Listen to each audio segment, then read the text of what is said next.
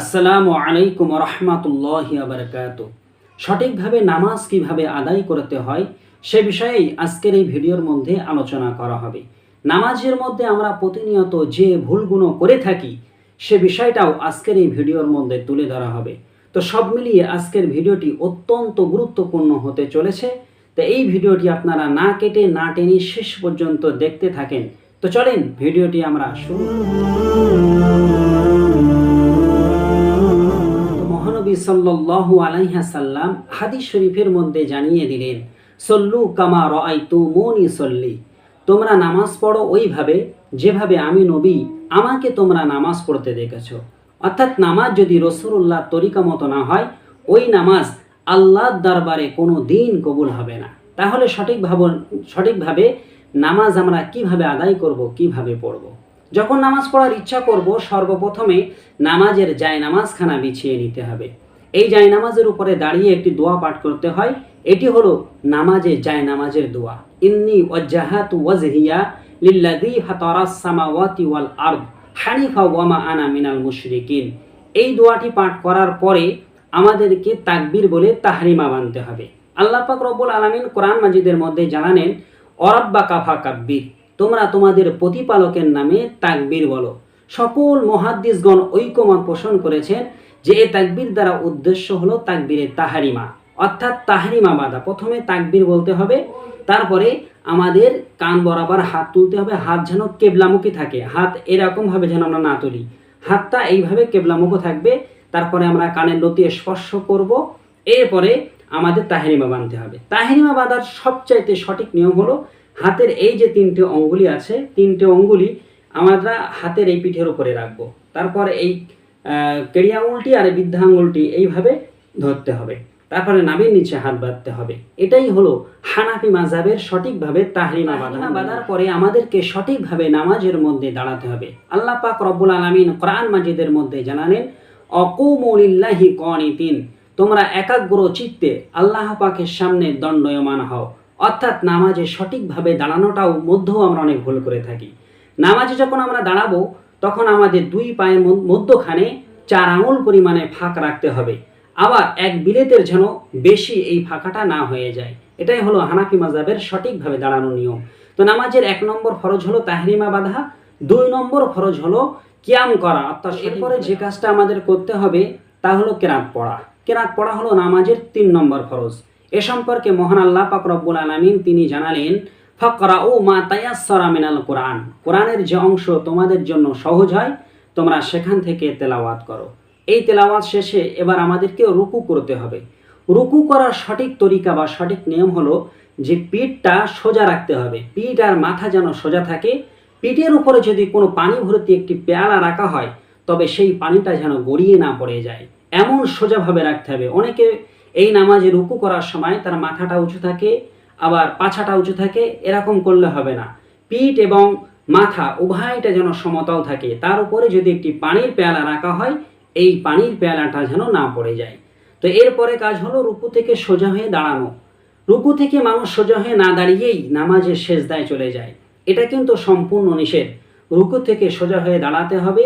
এরপরে রব্বানা লাকাল হামদ পড়তে হবে যদি ইমামের পিছনে নামাজ পড়েন। আর যদি নিজেই নামাজ পড়েন তো পড়তে হবে সামি আল্লাহু লিমান হামিদা, এরপরে পড়তে হবে রব্বানা লাকাল হামদ। এবং আপনি যদি এখানে এই দোয়াটা পুরো পড়েন, রব্বানা লাকাল হামদ হামদান কাসীরান তাইয়্যিবান মুবারাকান ফি, তবে এর জন্য অসংখ্য ফজিলত রয়েছে।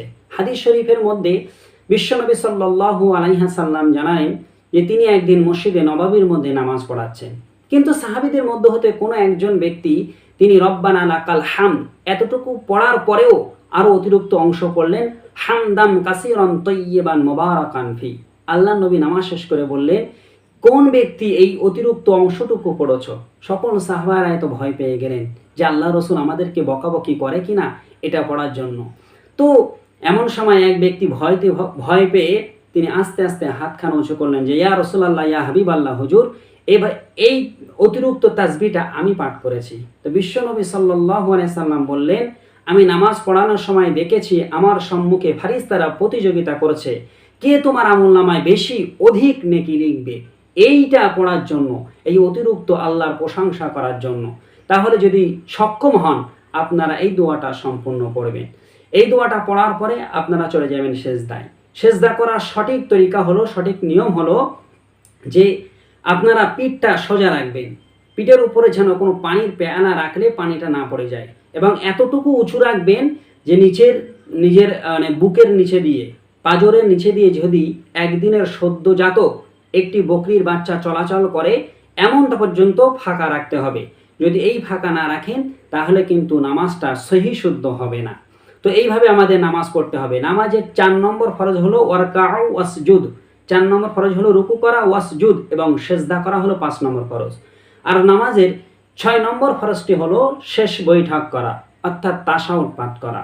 বিশ্বনবী সাল্লাল্লাহু আলাইহি সাল্লাম ইবনে মাসুদ রাদিয়াল্লাহু তাআলা আনহুকে যখন তাশাহুদ শিক্ষা দিচ্ছিলেন তখন তিনি তাকে বলেছিলেন, যখন তুমি বললে বা এ করলে অর্থাৎ তাশাহুদ পাঠ করলে তখন তোমার নামাজ সমাপ্ত হয়ে গেল।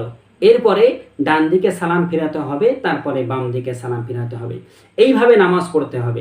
অনেক সময় দেখা যায় নামাজের মধ্যে যে ভুলগুলো সকলেই করে থাকে, তার মধ্যে বিশেষ কয়েকটি ভুল হলো, 1 নম্বর ভুল, সে যখন নিয়ত করে তখন কানে এইভাবে হাত রেখে দিয়ে তারপর নিয়ত করে। এটা করলে কিন্তু নামাজ মাকরুহ হয়ে যাবে। এভাবে নামাজ পড়া যাবে না। আপনি আগে নিয়ত বলে নেবেন, তারপরে আল্লাহু আকবার এভাবে হাত বাঁধবেন, এভাবে মানে হাতটা উত্তোলন করতে হবে, এখানে হাত রেখে তারপরে আল্লাহু আকবার যদি এমনটা বলেন আপনার নামাজ কিন্তু মাকরুহ হয়ে যাবে। হাত তোলার সঙ্গে সঙ্গে তাকবীরও বলতে হবে, আল্লাহু আকবার। এটাই হলো সঠিকভাবে তাকবীর পাঠ করা। এই ভুলটা প্রায় 99% মুসলমান করে থাকে। এই ভুলটা আপনাদের সকলের শোধরানো দরকার। 2 নম্বর ভুল হলো যখন রুকু থেকে ওঠে এরপরে যখন সেজদায় যায়, সেজদায় যাবার পূর্বে নিজেদের কাপড়টা টেনে উপরের দিকে গুটিয়ে নেয়। কারণ এমন প্যান্ট পরে যে টাইট ফিট, এমন টাইট ফিট প্যান্ট পরে নামাজ পড়া ঠিক হবে না।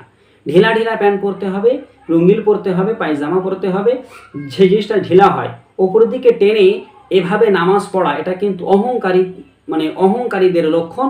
তাই এমনটা করলে নামাজ কিন্তু মাকরুহ হয়ে যাবে। এই ভুলগুলো থেকে আমাদের সকলের সর্বদা বেঁচে থাকতে হবে, দূরে সরিয়ে রাখতে হবে। সঠিকভাবে নামাজ আদায় করতে হবে, এবং সঠিকভাবে যদি আপনারা নামাজ আদায় না করেন তাহলে সেই নামাজ আল্লাহর দরবারে কবুল হবে না। তো যদি ভিডিওটি ভালো লাগে অবশ্যই ভিডিওতে একটি লাইক করবেন, আর এই চ্যানেলে নতুন হলে চ্যানেলটাকে অবশ্যই সাবস্ক্রাইব করবেন। ইনশাআল্লাহ অন্য কোনো দিন আপনাদের সঙ্গে আবার দেখা হবে। আসসালামু আলাইকুম ওয়া রাহমাতুল্লাহি ওয়া বারাকাতুহু।